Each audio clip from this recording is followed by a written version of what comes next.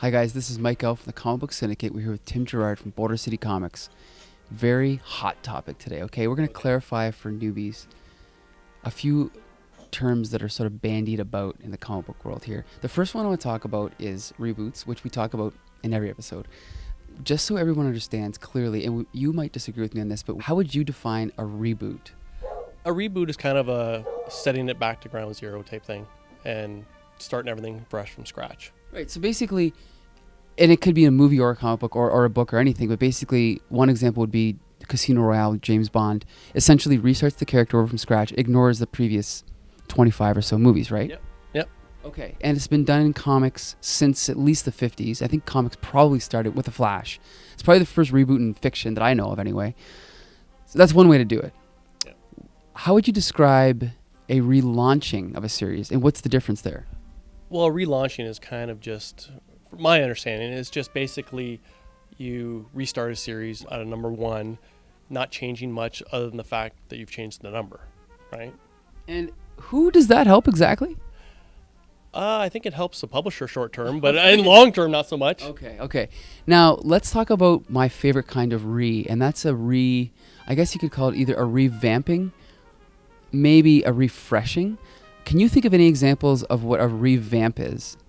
I like refresh. I like that. Okay, That a refresh. Yeah, that works. Okay. Something like New X-Men by Grant Morrison and Frank Whiteley.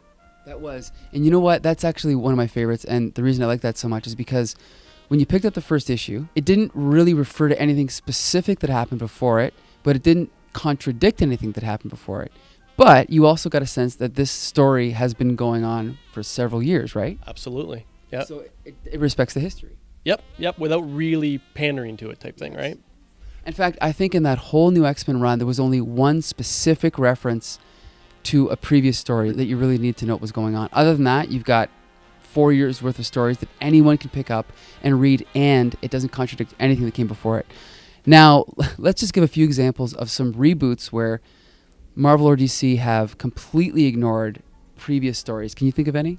Where they've completely ignored, Yeah. kind of like Action Comics, a little bit. I mean, they really tried to start it from nothing again and really didn't connect with what was going on before the New 52 relaunch. The X-Force and Ecstatic stuff by Milligan and Allred, which was kind of almost, it was an odd thing because it was more of a revamp, but also was completely new characters. So I don't know how you would classify that.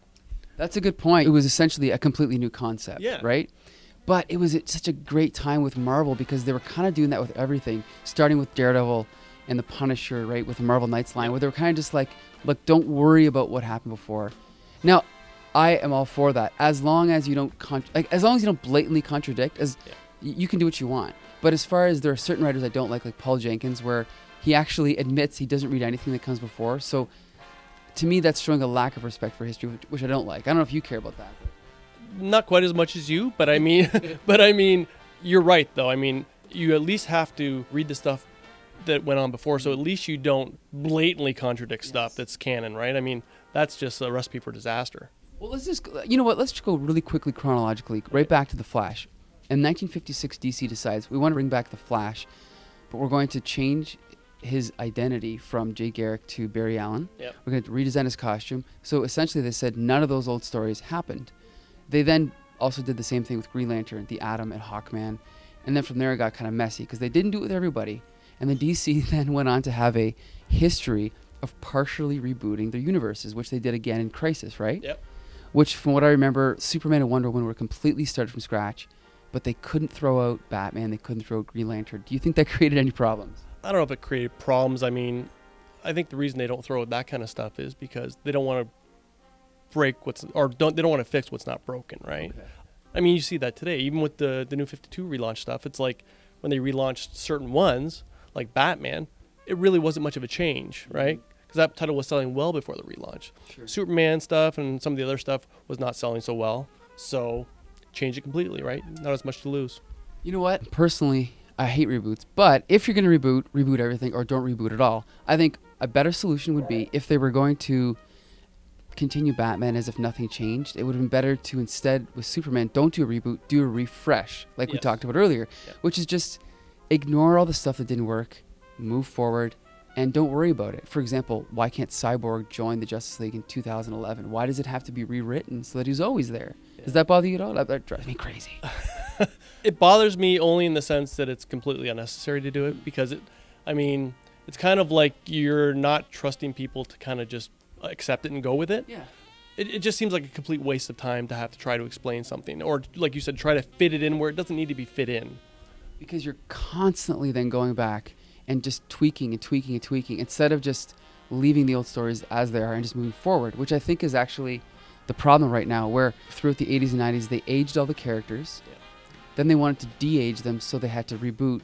Whereas if they would have just, get this, do whatever stories you want, move the stories forward, but just don't age the characters, you never have these problems. Do you agree? Absolutely. I mean, once you start aging characters, you really start painting yourself into a corner, right? Yeah. I mean, Donald Duck was never aged. The Archie characters were never aged, really. And I mean, they've been going somehow they succeeded. I mean, Simpsons. I mean, 70 years maybe for some of these titles, and they're the same age. And for those people that do want superheroes to age, help me out. If you're going to age a character, when do you stop? If Spider-Man starts out in high school and he's 15, and then he's 16, and then he's 17, then he's 8, now he's 25. Okay, so where do you stop? Is it 30, 35, 40? Why stop? I probably wouldn't start, but I mean, if you had to stop, I mean, once you reach the pinnacle of adulthood, I think that's where you got to stop. So what's the pinnacle of adulthood? Is it 39?